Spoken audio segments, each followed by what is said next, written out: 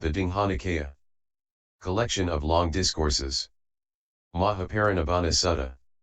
Last Days of the Buddha. Part 4. The Last Meal. The Elephant's Loke. Then the Blessed One, getting ready in the forenoon, took bowl and robe and went into Vesali for alms. After the alms round and meal, on his return, he looked upon Vesali with the elephant's loke, and said to the Venerable Ananda, "This, Ananda, is the last time that the Tathagata will look upon Vesali. Come Ananda, let us go to Bandagama." "So be it, O Lord." And the Blessed One took up his abode at Bandagama together with a large community of bhikkhus. And the Blessed One addressed the bhikkhus, saying, "Bhikkhus, it is through not realizing, through not penetrating four principles that this long course of birth and death has been passed through and undergone by me as well as by you. What are those four? They are, noble virtue, noble concentration, noble wisdom, and noble emancipation. But now, bhikkhus, that these have been realized and penetrated, cut off is the craving for existence, destroyed is that which leads to renewed becoming, and there is no fresh becoming." And having spoken these words, the Happy One, the Master, spoke again, saying, "Virtue, concentration, wisdom, and emancipation unsurpassed. These are the principles realized by Gautama the Renowned. And, knowing them, he, the Buddha, to his monks has taught the Dhamma. He, the destroyer of suffering, the Master, the seer, is at peace." And also at Bandagama the Blessed One often gave counsel to the bhikkhus thus, "Such and such is virtue, such and such is concentration, and such is wisdom. Great becomes the fruit, great is the gain of concentration when it is fully developed by virtuous conduct, great becomes the fruit, great is the gain of wisdom when it is fully developed by concentration, utterly freed from the taints of lust, becoming, and ignorance is the mind that is fully developed in wisdom." When the Blessed One had stayed at Bandagama as long as he pleased, he spoke to the Venerable Ananda, "Come, Ananda, let us go to Hathagama." "So be it, Lord." And the Blessed One took up his abode at Hathagama together with a large community of bhikkhus. And when the Blessed One had stayed at Hathagama as long as he pleased, he took up his abode at Ambagama, then at Jambugama. And at each of these places the Blessed One often gave counsel to the bhikkhus thus, "Such and such is virtue, such and such is concentration, and such is wisdom. Great becomes the fruit, great is the gain of concentration when it is fully developed by virtuous conduct, great becomes the fruit, great is the gain of wisdom when it is fully developed by concentration, utterly freed from the taints of lust, becoming, and ignorance is the mind that is fully developed in wisdom." And when the Blessed One had stayed at Jambugama as long as he pleased, he spoke to Venerable Ananda, "Come, Ananda, let us go to Paganagara." "So be it, Lord." And the Blessed One took up his abode at Paganagara together with a large community of bhikkhus, and stayed in Theananda shrine. The Four Great References. And there the Blessed One addressed the bhikkhus, saying, "Now, bhikkhus, I shall make known to you the four great references. Listen and pay heed to my words." And those bhikkhus answered, saying, "So be it, Lord." Then the Blessed One said, in this fashion, "Bhikkhus, a bhikkhu might speak, face to face with the Blessed One, 'Brethren, I have heard and learned thus, this is the Dhamma and the discipline, the Master's dispensation,' or, in an abode of such and such a name lives a community with elders and a chief. Face to face with that community, I have heard and learned thus, this is the Dhamma and the discipline, the Master's dispensation," or, in an abode of such and such a name live several bhikkhus who are elders, who are learned, who have accomplished their course, who are preservers of the Dhamma, the discipline, and the summaries. Face to face with those elders, I have heard and learned thus, this is the Dhamma and the discipline, the Master's dispensation, or, in an abode of such and such a name lives a single bhikkhu who is an elder, who is learned, who has accomplished his course, who is a preserver of the Dhamma, the discipline, and the summaries. face to face. With that elder, I have heard and learned thus, this is the Dhamma and the discipline, the master's dispensation. In such a case, bhikkhus, the declaration of such a bhikkhu is neither to be received with approval nor with scorn.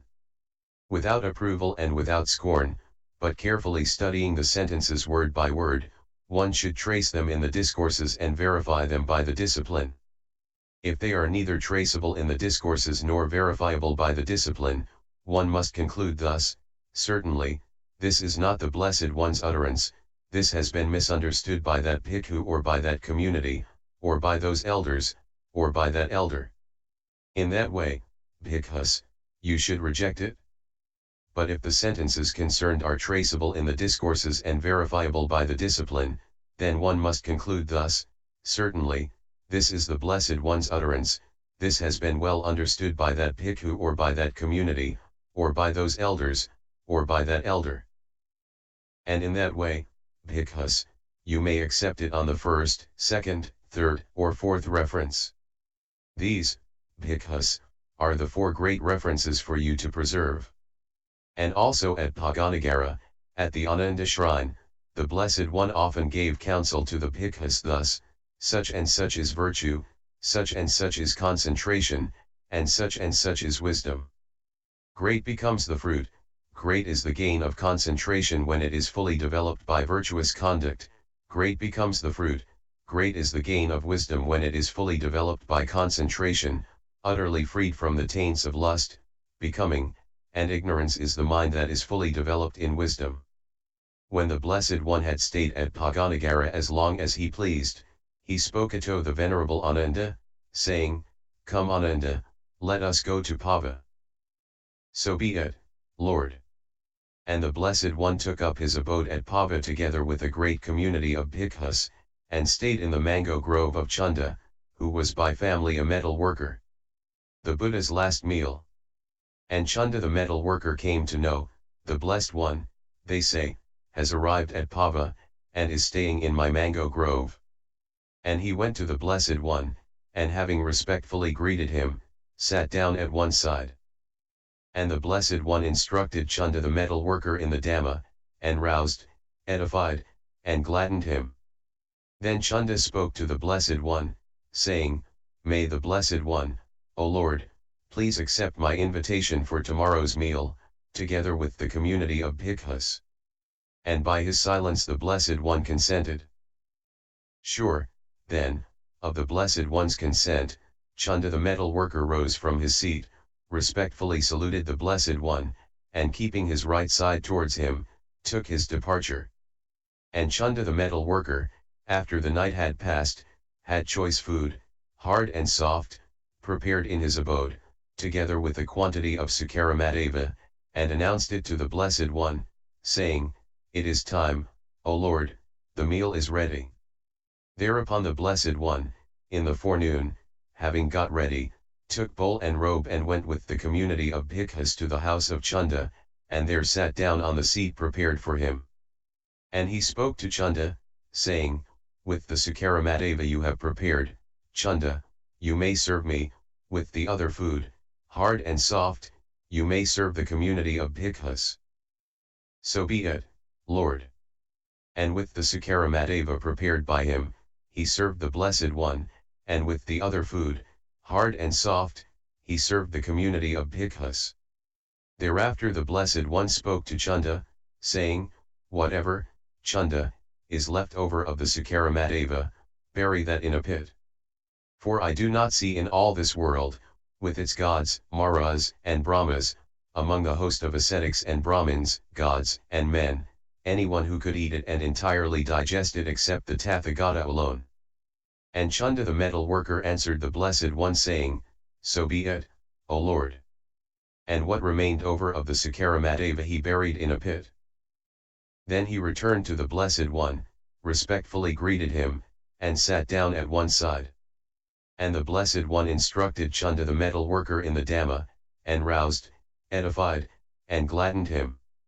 After this he rose from his seat and departed. And soon after the Blessed One had eaten the meal provided by Chunda the metal worker, a dire sickness fell upon him, even dysentery, and he suffered sharp and deadly pains. But the Blessed One endured them mindfully, clearly comprehending and unperturbed.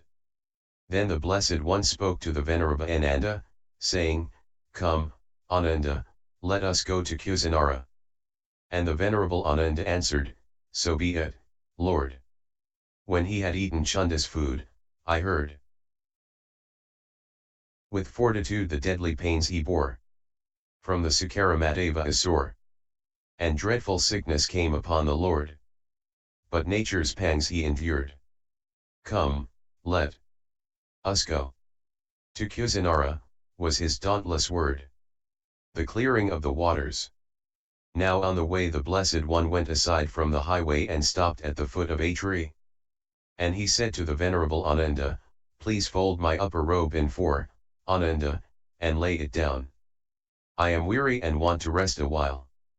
"So be it, Lord." And the Venerable Ananda folded the robe in four and laid it down. And the Blessed One sat down on the seat prepared for him and said to the Venerable Ananda, "Please bring me some water." "Ananda, I am thirsty and want to drink." And the Venerable Ananda answered the Blessed One, "But just now, Lord, a great number of carts, 500 carts, have passed over, and the shallow water has been cut through by the wheels, so that it flows turbid and muddy. But the Kakut, the river, Lord, is quite close by, and its waters are clear, pleasant, cool, and translucent. It is easily approachable and delightfully placed. There the Blessed One can quench his thirst and refresh his limbs." But a second time the Blessed One made his request, and the Venerable Ananda answered him as before. And then for a third time the Blessed One said, "Please bring me some water, Ananda. I am thirsty and want to drink." Then the Venerable Ananda answered, saying, "So be it, Lord." And he took the bowl and went to the stream. And the shallow water, which had been cut through by the wheel so that it flowed turbid and muddy, became clear and settled down, pure and pleasant as the Venerable Ananda drew near. Then the Venerable Ananda thought, "Marvelous and most wonderful indeed is the power and glory of the Tathagata." And he took up water in the bowl and carried it to the Blessed One, and said, "Marvelous and most wonderful indeed is the power and glory of the Tathagata. For this shallow water, which had been cut through by the wheel so that it flowed turbid and muddy, became clear and settled down, pure and pleasant as I drew near. Now let the Blessed One drink the water. Let the Happy One drink." And the Blessed One drank the water. Pukusa the Malla. Now it so happened that one Pukusa of the Malla clan, who was a disciple of Alarikalama, was passing by on his way from Kusinara to Pava. And when he saw the Blessed One seated at the foot of a tree, he approached him, respectfully greeted him, and sat down at one side. And he spoke to the Blessed One, saying, "Marvelous it is, Lord, most wonderful it is, O Lord, the state of calmness wherein abide those who have gone forth from the world. For at one time, Lord, Alarikalama was on a journey, and he went aside from the highway and sat down by the wayside at the foot of a tree to pass the heat of the day. And it came about, Lord, that a great number of carts, even 500 carts, passed by him, one by one. And then, Lord, a certain man who was following behind that train of carts, approached, and spoke to him, saying, 'Did you, sir, see a great number of carts that passed you by?' And Alarikalama answered him, 'I did not see them, brother. But the noise, sir, surely you heard?' 'I did not hear it, brother.' Then that man asked him, 'Then, sir, perhaps you slept?' 'No, brother, I was not sleeping.' 'Then, sir, were you conscious?' 'I was, brother.' Then that man said, 'Then, sir, while conscious and awake you still did not see the great number of carts, even 500 carts, that passed you by one after another, nor heard the noise? Why, sir, your very robe is covered with their dust.' And Alarikalama replied, saying, 'So it is, brother.' And to that man, 'O Lord, came the thought, marvelous it is, most wonderful indeed it is, the state of calmness wherein abide those who have gone forth from the world. And there arose in him great faith in Alarikalama, and he went his way. Now what do you think, Pakusa? What is more difficult to do, more difficult to meet with, that a man, while conscious and awake, should not see a great number of carts, even 500 carts, that passed him by one after another, nor hear the noise, or that one conscious and awake, in the midst of a heavy rain, with thunder rolling, lightning flashing, and thunderbolts crashing, should neither see it nor hear the noise? What, O Lord, are 500 carts, nay, 6, 7, 8, 900, or 1,000 or even hundreds of thousands of carts compared with this? Now one time, Pakusa, I was staying at Atuma, and had my abode in a barn there. And at that time there was a heavy rain, with thunder rolling, lightning flashing, and thunderbolts crashing. And 2 farmers who were brothers were killed close to the barn, together with 4 oxen, and a great crowd came forth from Atuma to the spot where they were killed. Now at that time, Pakusa, I had come out of the barn and was walking up and down in thought before the door. And a certain man from the great crowd approached me, respectfully greeted me, and stood at one side. And I asked him, Why, brother, has this great crowd gathered together? And he answered me, Just now, Lord, there was a heavy rain, with thunder rolling, lightning flashing, and thunderbolts crashing. And 2 farmers who were brothers were killed close by, together with 4 oxen. It is because of this that the great crowd has gathered. But where, Lord, were you? I was here, brother. Yet, Lord, did you not see it? I did not see it, brother. But the noise, Lord, you surely heard. I did not hear it, brother. Then that man asked me, Then, Lord, perhaps you slept? No, brother, I was not sleeping. Then, Lord, you were conscious? I was, brother. Then that man said, Then, Lord, while conscious and awake, in the midst of a heavy rain, with thunder rolling, lightning flashing, and thunderbolts crashing, you neither saw it nor heard the noise. And I answered him, saying, I did not, brother. And to that man, Pakusa, came the thought, marvelous it is, most wonderful indeed it is, the state of calmness wherein abide those who have gone forth from the world.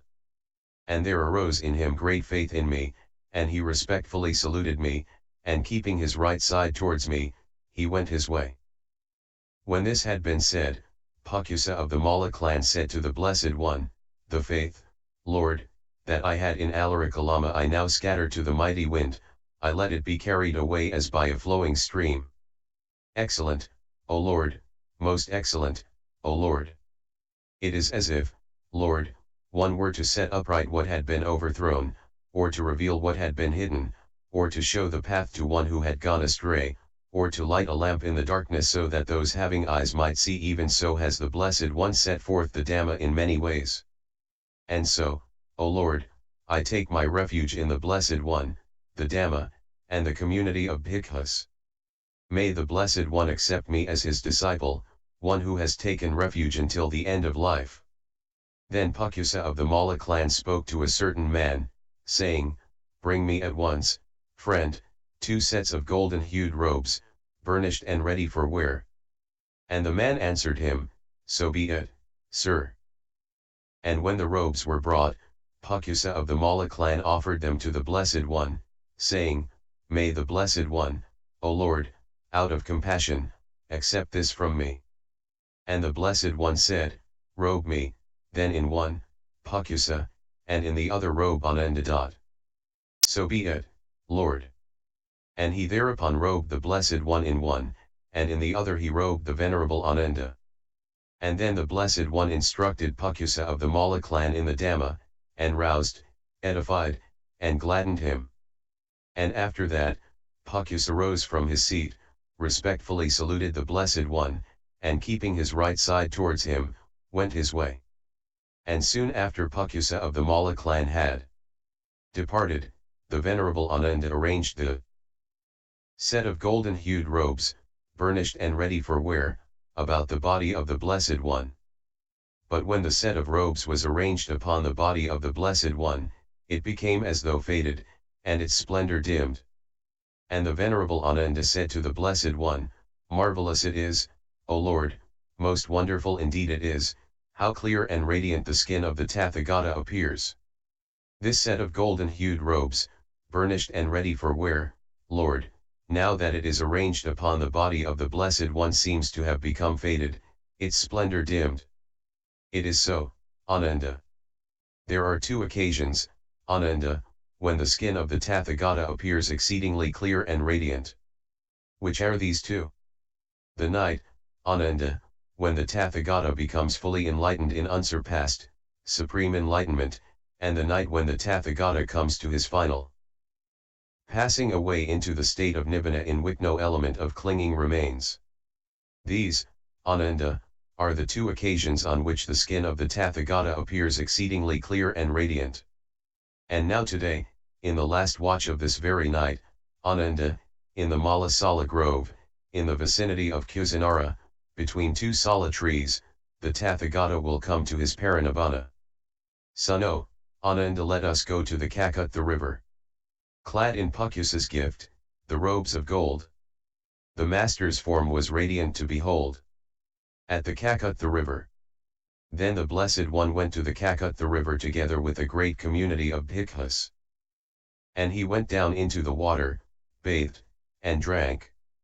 And coming forth from the water again, he went to the mango grove, and there spoke to the Venerable Kundaka, saying, "Please fold my upper robe in four, Kundaka, and lay it down. I am weary and would rest a while." "So be it, Lord." And Kundaka folded the robe in four and laid it down.